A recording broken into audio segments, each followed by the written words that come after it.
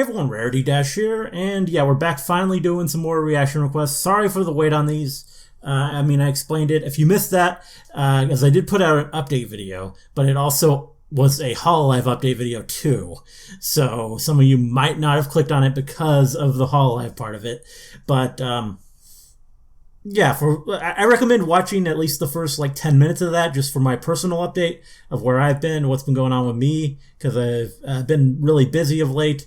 And I haven't had many chances to record, and even though that update's a bit old now, it's over a month old, it still holds. The big thing going on is that I have this move coming up. I'm going to be moving to a new place, and that should happen next month, right now it's looking like it that way. It might not, might get delayed, but right now it's looking like next month, so that's the big thing going on, and the big reason why I've had so few recording opportunities. And yeah, but long story short, we have a recording opportunity. Right now, so I'm going to be using it, and I'm finally going to be recording some more reaction requests. If you have a reaction request that you'd like me to react to, let me know. It's been so long I forget my whole spiel. Yeah, if you have a reaction request, check the description below. There's a link that'll take you to a Google document with all of the relevant information. I just haven't said that in a while. But yeah, check that out if you have a video you want me to react to. But the video I'm reacting to today, the first reaction request in a while, is it's Five Nights at Freddy thing. It's Five Nights at Freddy's full timeline 2022. Five Nights at Freddy's complete story, lore, everything you need to know. So yeah, this is apparently a full explainer of the lore, I guess, a timeline. So it could be interesting. Honestly, I find it a bit difficult to be too interested in anything Five Nights at Freddy's. You guys keep trying, you keep requesting stuff, and I react to it, but I don't know. It's not a property that really appeals to me too much, I would say. But who knows? Maybe this is the video that changes that. Let's get started and find out. In this video, I present to you an unbiased Five Nights at Freddy's timeline, using only evidence and proof that we've gotten directly from Scott Cawthon himself from the games and some books. This is everything you need to know. There are books? FNAF. Don't forget to quickly scroll down, subscribe, actual like the video, scroll back up. Five Nights at Freddy's novels? Or sometime in the 1970s to 80s in Hurricane, Utah, Fazbear Entertainment was founded by two entrepreneurs, William Afton and Henry Emily. Which really quickly I want to point out, these aren't the only two people working in the entire business throughout all of these years. There are definitely unnamed employees in the background of these locations. These two engineers created a diner called Fredbear's Family Diner. The diner would have probably been completely, absolutely fine on its own, but they came up with an idea of springlock suits. These were a 2-in-1 type of suit, one side being that these suits can be wearable costumes by employees by the springlocks holding the endoskeleton in its folded position, allowing employees to be inside. But another side to these suits is that they can be animatronics performing for customers automatically, okay, its endoskeleton in its usual position. Although, quick disclaimer, too much water or moisture inside of the suit while it's in its folded position may cause it to spring into its usual/performance position. The first two springlock suits they created were Fredbear and Spring Bonnie, both with a golden and purple color code. This location was probably successful with a new invention of these springlock suits, so Fazbear Entertainment created a new location, Freddy Fazbear's Pizzeria. This location featured 4 animatronics: Freddy Fazbear, Bonnie the Bunny, Rabbit, Chicky the Chicken, and Foxy the Pirate Fox, all with an Endo 01 version of the endoskeletons. This caused them to create the Fredbear and Friends TV shows, and Toys and Masks, both based on the animatronics. Around this time, Henry created an animatronic called Security Puppet, created purely to help protect his daughter Charlie, just in case anything goes awry. But one night, the Security Puppet was trapped inside of its box by a group of bullies, bullying Charlie by leaving her outside. This night, William Afton, not gonna assume his motives by the way, murders Henry's daughter Charlie in the back alley of where? Fredbear's or Freddy's. Although not 100% confirmed, it seems as though Charlie was killed at Fredbear's Family Diner, thanks to the ultimate guide written by Scott Cawthon himself mentioning so. But either way, William drives away from his first murder, while the security puppet goes outside to Charlie, only for her to be given new life, possessing the puppet animatronic. Okay, and we got an ad. Sorry about that. Sometime after this, William Afton wants to kill more, so he creates circus-themed Funtime animatronics and puts them in his own location, Circus Baby's Pizza, as you do, under his side company Afton Robotics. His daughter Elizabeth seemed to fall in love with Baby and wanted nothing more but to see her with her own eyes. But William wouldn't allow her to do so, as these Funtime animatronics were made to specifically lure, capture, then kill children. In order to help them do this, Circus Baby has an internal ice cream dispenser, Ballura has deter and misdirect remote activation, Funtime Freddy has both group coordination and voice mimicking, and finally Funtime Foxy has parental voice replay and variable scent release. Although being told not to, one day Elizabeth goes to see Circus Baby. Where did the other children go? She realizes she's on her own, only for Baby to capture her, murdering her in cold blood. This would lead Elizabeth to possess Circus Baby. This incident caused William to close Circus Baby's Pizza World. William's youngest son has a massive fear of the animatronics, his brother Michael tormenting him night after night. He ends up having his birthday party at the diner with other kids being invited as well. Which, by the way, it seems like he didn't organize himself, as the day of the birthday party he's seen literally crying on the floor, only to be picked on and picked up by Michael and his friends. They carry him to the stage and put him inside Fredbear's mouth as a joke, and they're all laughing. But their laughter ends as soon as Fredbear bites down and crushes his skull, eventually great joke there, victim, causing him to possess Fredbear and causing Fredbear's family diner to close. Now there's only one location open, Freddy Fazbear's Pizzeria. Fredbear and Spring Bonnie are retired to this location, put into a safe room from any regular employees. William is just out of his mind at this point, so he gets into the Spring Bonnie suit and murders 5 children at the pizzeria. And not all at the same time, by the way, because he murders a girl with blonde hair named Susie by luring her away from the arcades, claiming her dead dog is still alive and to follow him. William stuffed these children into the main 5 animatronic suits. Gabriel gets put into Freddy, Fritz gets put into Foxy, Susie into Chica, Jeremy into Bonnie, and finally Cassidy into the Golden Freddy, who at this point is a rundown Fredbear suit. This became the infamous missing children incident, but the puppet, now possessed by Charlie, ends up giving new life to the children, making them possess the suits their dead bodies inhabit. And I just want to point out real quickly, we aren't too sure how the spirits work, but it seems like some just possess the animatronics like the core 4, but some others are more powerful, like the puppet being able to give new life, and Golden Freddy teleporting and doing unnatural things. But anyways, back to Fazbear's Entertainment, and they shut the first Freddy Fazbear's Pizzeria after an abundance of children went missing. Well, yeah, that's gonna happen. Pizzeria, but new opened. Fazbear Entertainment decided to let the don't see why animatronics reside in the back room, and they just use them for parts now. The idea at first was to repair them.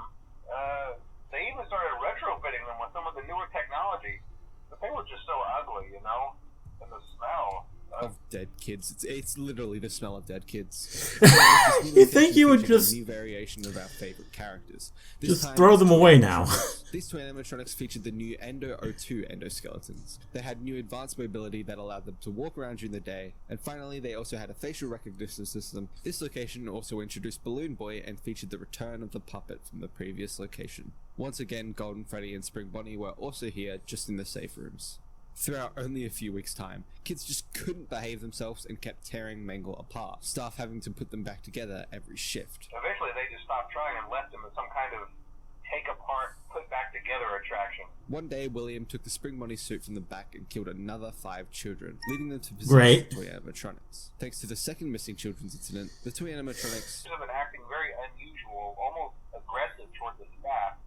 They interact with the kids just fine, but when they encounter an adult, they just stare. This is when the infamous Bite of 87 occurs, killing the day shift security guard, causing them to lose the frontal lobe of their brain, making the day shift available, leaving Jeremy Fitzgerald no reason to be there during the night. Just to pause here for a second, Jeremy Fitzgerald is highly likely to be an alias for Michael Afton, although it's not actually confirmed. But we can assume Fritz Smith is Michael Afton because he is fired for the same reason at FNAF 1's security guard, who we know as Michael. More on that in a second. So it would kind of make sense, although just letting you know now that it's not confirmed. Technicality aside, Fazbear's Entertainment decided to close the second Freddy's because of this incident, scrapping the new toy animatronics completely, destroying their endos and unwillingly freeing the children's souls, only keeping their animatronic shells, which we'll see later. Fazbear Entertainment had hopes of reopening someday with a much smaller budget, only keeping the original characters. Reopen they did with another Freddy Fazbear's Pizzeria, only with a main for animatronics. This location was smaller with their corresponding. Who is still going to these places after all these incidents? Mike Schmidt, But in late 1993, the company was running out of money from their already small budget, and after a year-long search for any buyers, companies were unwilling to be associated with Fazbear's. I would be surprised if they got any customers. Final Freddy's shuts its doors. Yeah. But Circus Baby's Entertainment and Rentals, an underground location founded by none other than the murderer William Afton, opens up a while after the unfortunate closing of Freddy Fazbear's Pizza. The fun times would be rented out for private parties during the day, which is why they require a technician to get the robots back in proper working order before each following morning. The oldest son, Michael Afton, is sent down to this location to find and put Elizabeth back together from Circus Baby. It is worth pointing out that it's unsure how or why, but William seems to have full knowledge of Baby being possessed by his daughter, and with that knowledge, William begins experimenting with Remnant to make the other fun times alive. But quickly, what is Remnant? Well, the simplest answer I can give you is that Remnant is the aftermath of the souls of the children mixing into the metal, which that metal is then melted and conserved in a container of some kind. And then later on, that liquid is then injected into the animatronics to make them become sentient and self-aware. However, if the temperature is too high, the Remnant is destroyed and its effects are neutralized. Anyways, William snuck into the most recent, yet now abandoned Freddy's, and began dismantling the main 4 animatronics night after night, stealing only a few parts of their endoskeletons. Not the entire endo, by the way. In fact, he outright leaves the shells behind in order to get parts of the original missing children's Remnant and then injecting the fun times with it. He goes back to probably retrieve his spring bodysuit, we aren't sure, only to be trapped inside the safe room by the spirits of the missing children. He gets into his spring bodysuit to either regain their trust / trick them, or an attempt to frighten them, we don't know. But thanks to the water leaking from the roof and the moisture in the air, the spring locks fail, causing the suit to spring from its folded position into its usual position, impaling and crushing William from the inside. Back to Michael, and he's found Elizabeth, more so Circus Baby, and she herself explains how she murdered his sister, but it seems as though she doesn't actually know who Elizabeth was. By the time Michael went down for his 5th night, all the fun times scooped themselves in order to form the Remnant amalgamation known as Enard. Michael was tricked into the other side of the scooper and Enard activating it, scooping Michael with the Remnant machine, removing his organs and literally clearing out his body in order for Enard to enter it and take control. Think of it in this way: the animatronics have an endoskeleton and a shell. Enard is the endoskeleton and Michael's body is the shell. Have fun with that thought. But before we continue, I need to mention the fact that Circus Baby now knows about Elizabeth and remembers it thanks to being injected with the Scooper's Remnant earlier that night. Circus Baby has already been here today. And we know she remembers because ever since this event she mentions Daddy, remembering William and isn't this why you came here? To be with her again? Showing Baby knows Michael and his intentions. And finally, Baby mimics Elizabeth's voice to try and trick him. Isn't this why you came here? To be with me again?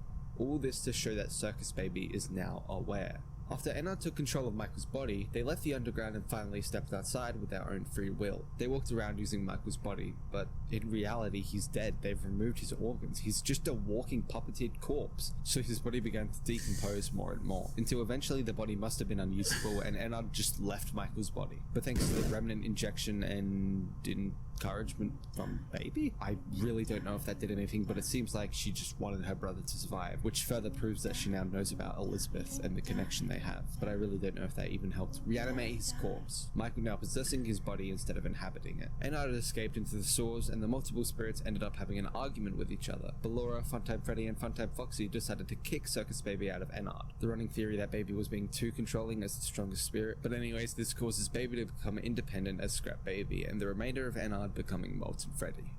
Anyways, Michael was just kind of wandering around for a while, living in shadows. But he kept having nightmares during this time, probably due to his regret and guilt of unintentionally murdering his brother. And we know that his mind wasn't playing nice on him in the slightest. He hears the phone guy's call from his time at Freddy's. He saw ivy drips and flowers, much like the ones he probably saw in hospital. He sees nightmarish and murderous versions of the core animatronics, and the animatronics would attack him the same way they would while he was a security guard. But honestly, it's been a long time since the Freddy's location was opened. So in 2023, 30 years after the last ever Freddy's was shut, Fazbear's Fright opened up, a horror attraction put inside of an amusement park. This location was based on the events and rumors of Freddy's past, and for the owners to cash in on the franchise's reputation, they found a bunch of old animatronic parts to put into their location, and after scavenging the abandoned, I don't know if you would do that. Found Springtrap, who was inside the boarded up safe room. Does Springtrap look familiar? Yep, it's our good old William. This means two things. One being that William and his suit have been running away. It's make an attraction based on real child murders? Second being that they're dumb. They're just stupid because now William's back. But don't fret, because our good old Michael, who somehow hears of this location, comes to work at the location as a security guard for what honestly seems like the third time at this point.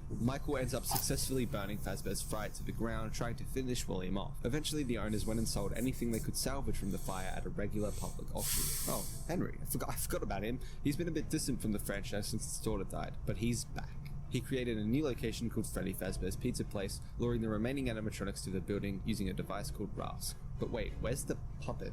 Who is this? Henry created an animatronic called Lure, Encapsulate, Fuse, Transport, and Extract, or Lefty for short, in order to lure the puppet out, catch it, and transport it to the location. After finally having all the animatronics trapped and Michael in the building, Henry sets fire to the entirety of the underground system, destroying all of the animatronics and freeing all of their souls. Freeing Michael from, well, his own body, freeing Elizabeth from Scrap Baby, Charlie from the puppet, the missing children's spirits from Molten Freddy / the Fun Times, and finally wishing the literal worst for William Afton, freeing himself in the process. One event I wanted to quickly acknowledge is Happiest Day, which you might have realized I missed earlier, but that's because, to be honest, that could be moved to take place after FNAF 3's or FNAF 6's fire. All it really changes is the meaning. Putting it after FNAF 3 shows the main parts of the missing children's spirits resting with their puppet masks falling slower, hinting at unfinished business, but putting it after FNAF 6 shows the missing children and the puppet resting once and for all. Not much difference as you can tell, so where it takes place is really just up to interpretation, but no matter what, the missing children are now freed, besides probably the most powerful spirit, Golden Freddy, which at this point had two spirits inside of it, Bite Victim and Cassidy. And here in Happiest Day we only see Bite Victim's spirit being released, meaning there's one spirit left from this entire franchise. The Ferrero Rocher chocolate bar. Crunchy hazelnuts, smooth chocolate. Ferrero Rocher. Cassidy. Cassidy traps William in a prison of his own creations. Whether that's purgatory or an endless nightmare is unsure, but she keeps him there, tormenting him endlessly, until she's talked to by Old Man Consequences, which we have no idea what that is. Like, what is he? Telling her to go and rest and leave the demons to his demons. Cassidy within Golden Freddy twitches away, fading into the darkness. Whether that's representing her still being unwilling to rest by twitching, or representing her finally resting with her fading away is unsure. Speaking of unsure, we don't know how long after the FNAF 6 fire this occurs, but Fazbear Entertainment hired an indie game developer to create a video game series based on the myths and rumors of Fazbear's Entertainment spas, which at first they lied about, saying they were just an employee gone rogue. They created a delivery business and began to work on a virtual reality game, but after receiving and then scanning real animatronic code from the old machines, the development team started to run into a few problems, a few glitches. I just don't get how there's an audience in the game, which ended up driving him crazy in the world for more Fazbear stuff after all this stuff. He cut his own face off with a guillotine paper slicer in order to stop the okay. from taking control. After this death, Fazbear Entertainment was scared that they were going to retrieve a lawsuit, but like they always do, they continued. Like, I would think the brand is dead. Jeremy's work, picking up where he left off within the first development team. Vanessa is assumed to be the main protagonist of FNAF Help Wanted, coming from the second development team, only to be taken over by Glitchtrap. After this, Vanessa goes to therapy for a while. The delivery service and VR games were a massive success. Fazbear Entertainment opened up Freddy Fazbear's Mega Pizzaplex and the rest of FNAF Security Breach plays out, and we're done. Until another FNAF game releases. As you can tell, the last bit there was a bit speedy simply because we don't have everything yet. We don't know much, and the story of Security Breach, as well as what happens in between VR and Security Breach, is continuing to be unraveled.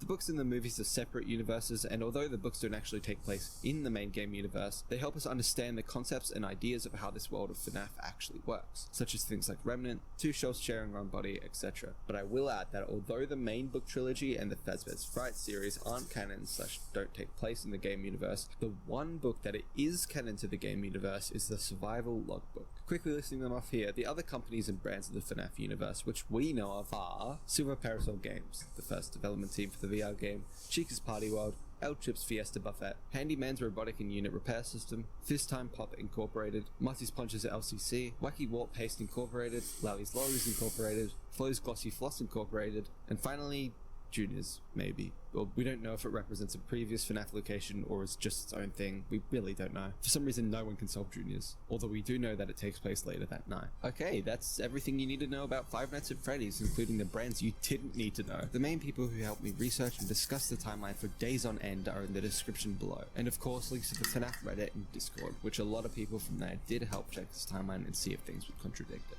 Anyways, I hope you all enjoyed the video. Make sure to subscribe for more videos, and yeah, I'll see you all soon. Bye. Okay.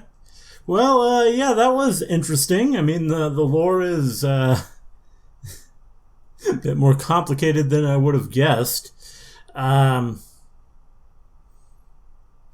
don't really know what to say. I mean, my big thing was, like, why is this company still trying to make stuff after their brand is so deeply associated with child murder? Like, you would think they would just give up at that point.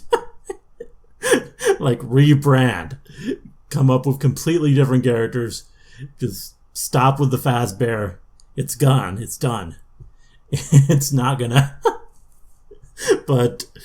did I hear that right then? Like, their games are actually being successful. Like, I guess people are like in this universe are still buying it. Like, they're willing to overlook the child murder and